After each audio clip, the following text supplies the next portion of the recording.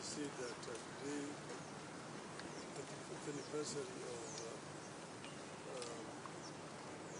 Saba Saba is going to go to the country to join other Kenyans commemorating this very occasion. Unfortunately, it's well known circumstances. The roadblocks all the time, which has made it difficult for people to move to that country. The circumstances have decided therefore to talk to the media here in Israel. Some of you know fully this history of Saba Saba. As you know that Kenya attained independence in 1963, and at that time it was a multi-party system. We had three political parties: KANU, KADU, and then APP. But after a very short period of time, those two other opposition political parties, because KANU had won the elections and formed the government, and the two other parties were in the opposition, they were folded up and joined KANU. And KANU remained the only political party. However, in 1966, an opposition party was formed called the Kenya People's Union.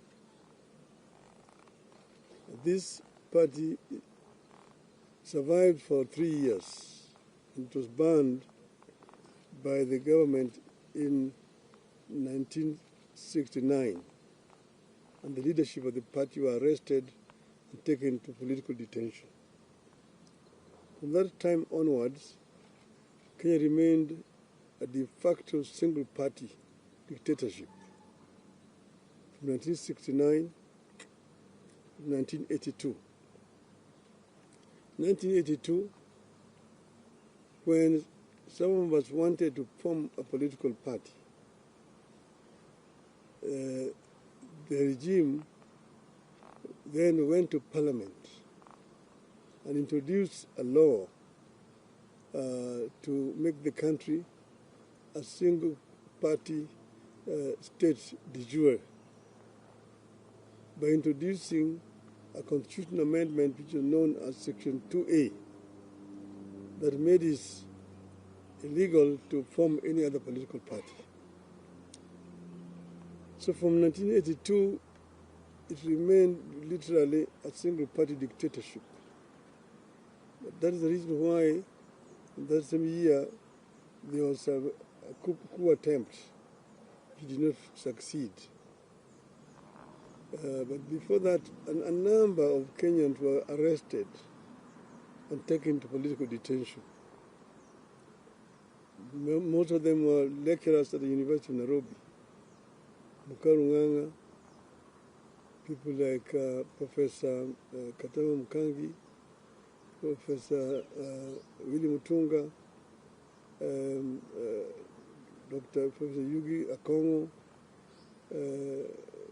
quite a number of university lecturers were arrested and detained, and the others, Koigo Omwere, Georgia Nyona, were taken to political detention.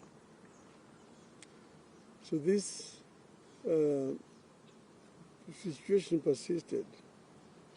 Some of us were arrested in that year, 1982, after the coup attempt, and taken to political detention. And we stayed there for 6 years. Then in 1988, KANU brought an amendment to his laws, saying that they were bringing what they called direct democracy, where there was a nomination process, where people were lining up behind the candidates. And then the returning officer would count the voters who had lined up behind the candidates. And whoever got the highest number of votes, if you got more than 50% in total, you are automatically declared a member of parliament without having to go to the ballot. That process was abused, and many popular candidates were rigged at that stage, and therefore there was no real proper election in 1988. This now added momentum and anger to the movement for change. Among those people who had been rigged out were the late Kenneth Matiba and Charles Robia. So, come 1990, by that time I had been to detention 2 times. The 2 politicians, Kenneth Matiba and Charles Robia, on the 2nd of May 1990, addressed a press conference in which they said that Kenya, the time had come for Kenya to become a multi-party. That Kenyans wanted a multi-party system of government.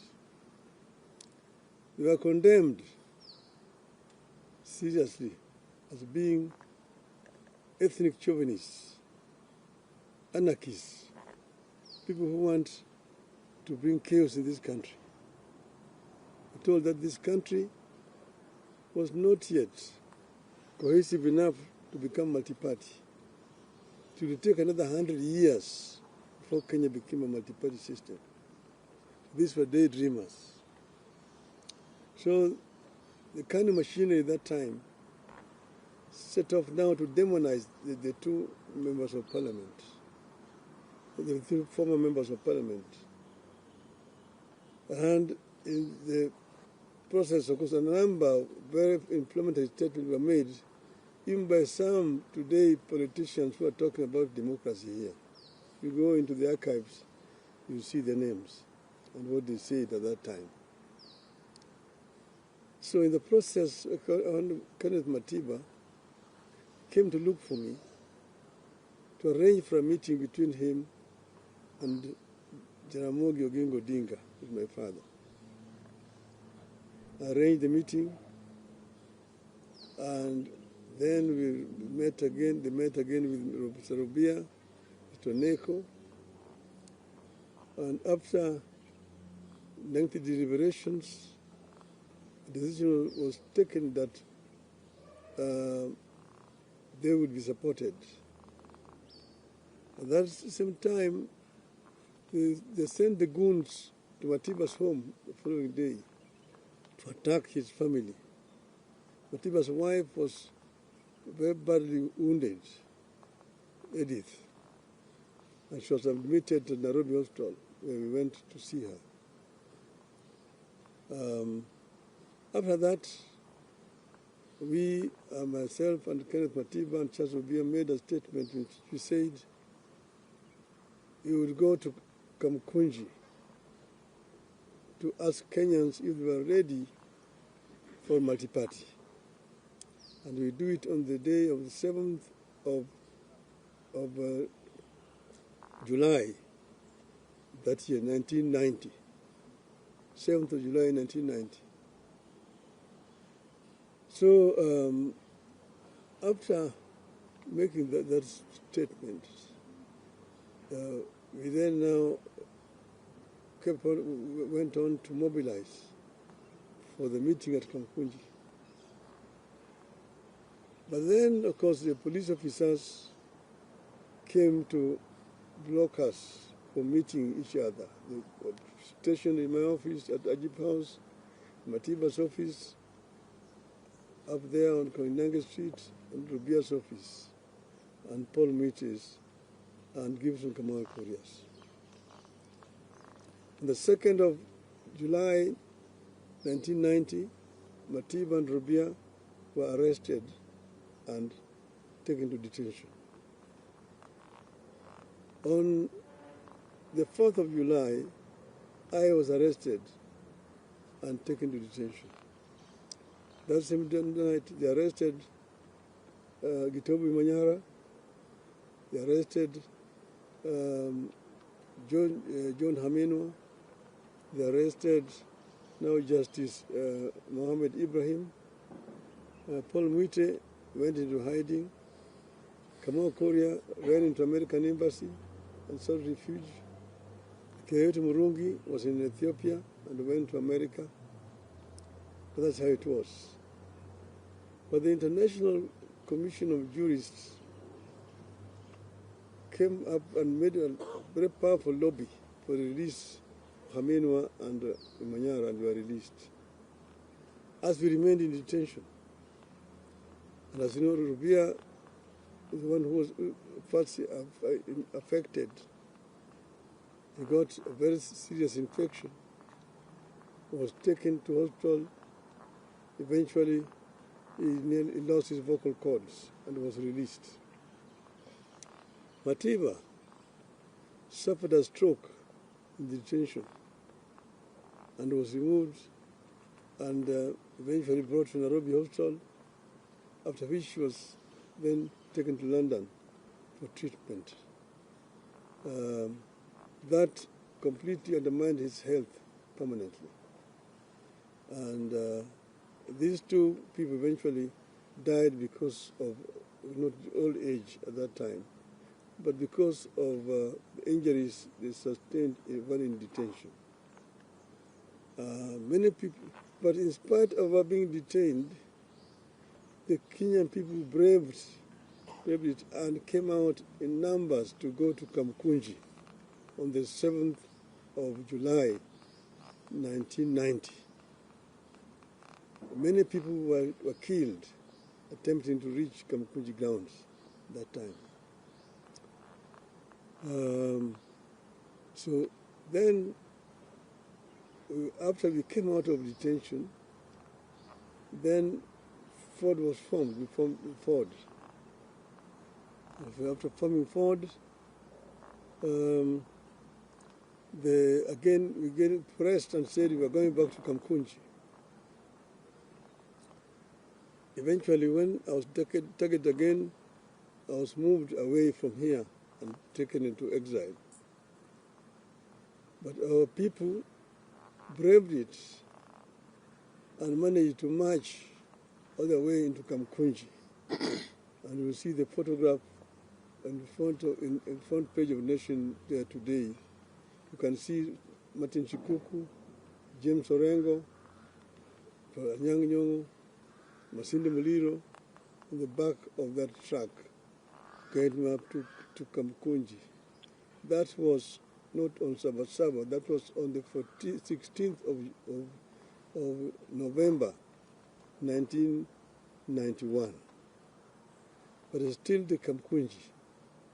That's why Kamkunji is very historical for the second liberation of this country. And that's why we celebrate Saba Saba. The fateful day on which Kenya's struggle for multi-party democracy took the most decisive turn is iconic and historical. It's a day rivaled only by the present day Mashujaa Day, previously Kenyatta Day, that celebrates the arrest and detention of the freedom fighters jointly called the Kapenguria Six. It is regrettable that the recognition and remembrance of Saba Saba has not been consistent in its short period history of 35 years. One moment it is important. The next moment it is not. On this 35th anniversary of Saba Saba, we decided to remember and to set the record straight on its significance, what it was and is, and what we ought to do with the foundation it laid for the country. Before that day, some patriotic Kenyans had demanded the repeal of Section 2A of the Constitution. A number of people, including Kenneth Matiba, Raila Odinga, Mohammed Ibrahim, Toby Manyara, John Haminwa, and Charles Rubia, among others, were arrested and detained. It is quite unfortunate that some of the people we were fighting then and who sanctioned those arrests are trying to hide behind Saba Saba to advance their political fortunes. Some of them are alive today and now are masquerading as liberators. On the fateful day, July 7th, 1990, thousands of Kenyans tried to gather at the historic Kamkunji grounds to take stock of the past, the state of the nation, and chart a path of freedom forward. We decided that Saba Saba would be a march for political freedom and liberty, freedom of association, freedom of movement, freedom of expression, and a new democratic constitution founded on multipartyism. Kenyans wanted a fulfillment of the Kenyan dream, which was eradication of poverty, ignorance, disease, and good governance. That clarity of mission is what made Saba Saba different from all other confrontations with the Moi Kanu one-party state. Saba Saba, therefore, was and still is about the sacred and historic grounds of Kamkunji. It was not and is not just another routine street protest in Nairobi or any other town. At Kamkunji is where they held the last cow Kenya-Africa Union meeting in 1952. It is where Kanu's first rally was also held. It was also where the first Ford meeting was held after registration. Saba Saba had a singular purpose: to the repeal of Section 2A of the Constitution and allow multi-party democracy in Kenya. Saba Saba had clear and known national conveners: Kenneth Matiba, Charles Rubia, and yours truly, Raila Odinga. It was what gave birth to a bigger and powerful forum for the restoration of democracy, Ford. Ford had a known nationally inclusive leadership: Jaramogi Oginga Odinga, Philip Gachoka, Ahmed Bamariz, Salim Damwe, Asinde Muliro, George Ndenge, Kenneth Matida, Charles Rubia, among others. Saba Saba was inclusive, democratic, and intergenerational. The old, the young, people in and out of the government, professionals, academics, trade unionists, civil society, women groups, and religious groups. All of them found their voice in what it stood for: a people's struggle for good governance, freedom, and equal opportunity for all. It was not one group against the entire nation. It was not community against that community, or of this age against that age. The movement stood for a peaceful and constitutional change of guard. That is the reason it focused singularly on amendment and later on the overhaul of the Constitution. These features are what made Saba Saba succeed. A year after the march, on December 2nd, 1991, President Moi capitulated.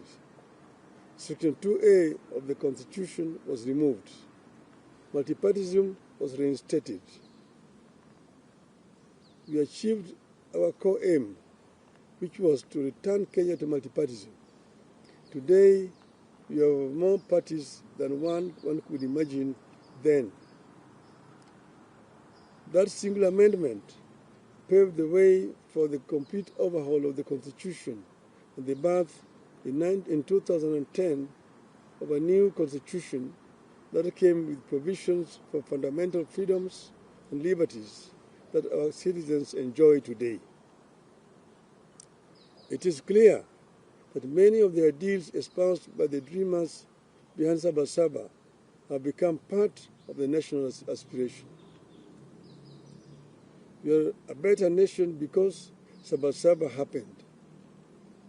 We have a duty and a responsibility to honor the men and women who dared to dream and to turn out at a time of great peril to themselves and their families.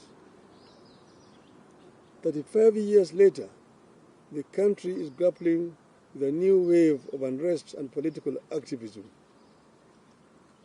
The question we have to ask ourselves is, where do we go from here? Do we embrace chaos or a coming together of minds and a country?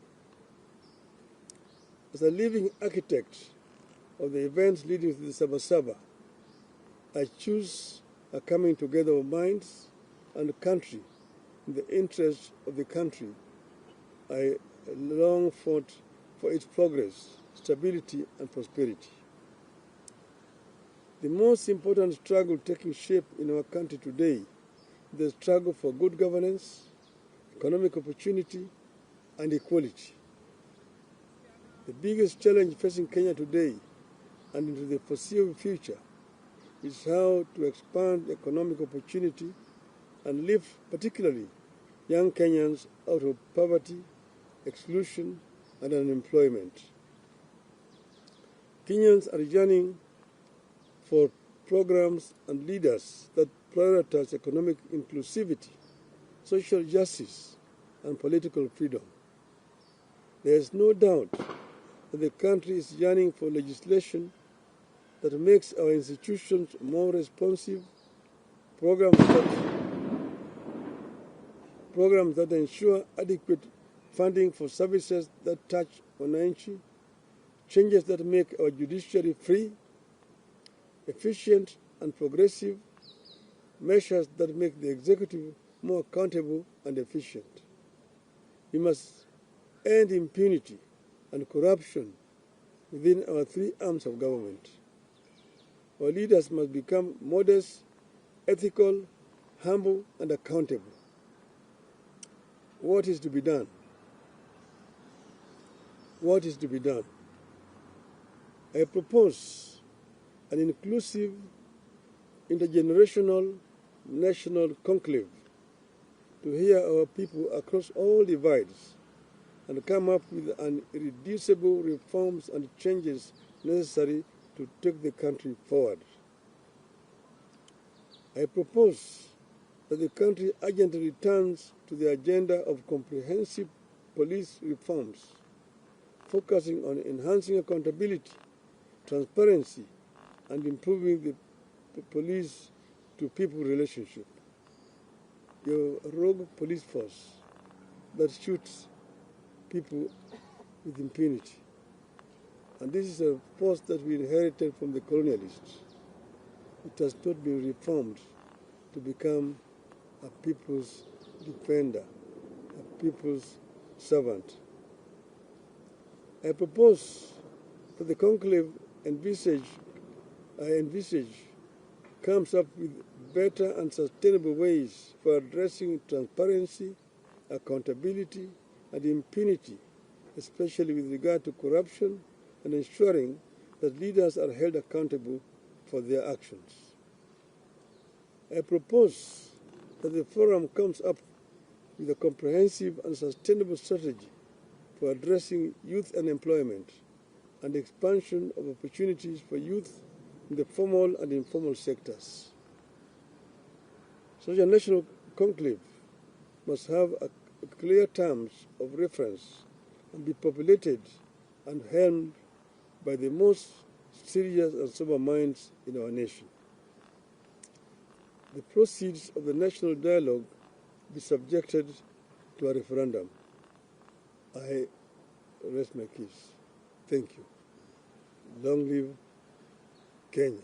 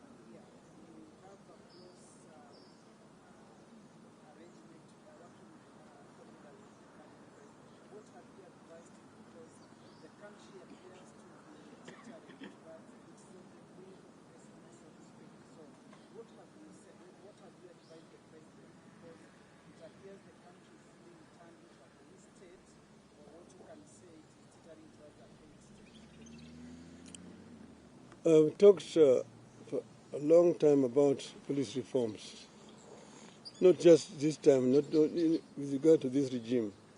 In the regime before it, even one before that other regime, I've said that, we inherited a colonial police force. And as you know, the colonial system, colonialism, was meant to rule the natives. It was not a people-friendly government. So what should have happened was to democratize this police force, reform it so that it becomes a service, not a force. It is not enough to just change the words. That is from a force to a service. You must take measures to ensure that it's really a service, not a force. And this has not happened in our country. I've given examples of where it has happened. For example, in Tanzania. And you see a police force which is people friendly and also not trigger happy. About the minister you're talking about, I said it was totally out of order. And he apologized to me.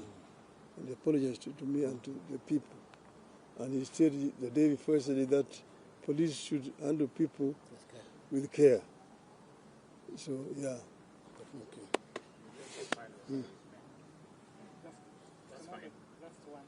No, let's end there. No, just...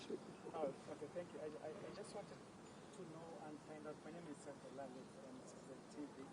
Your proposals, as you put them, are there also the thoughts being shared by the president towards this, and what happens if this particular proposal is not taken into account? Well, I've addressed the nation, and the president is part of the nation. And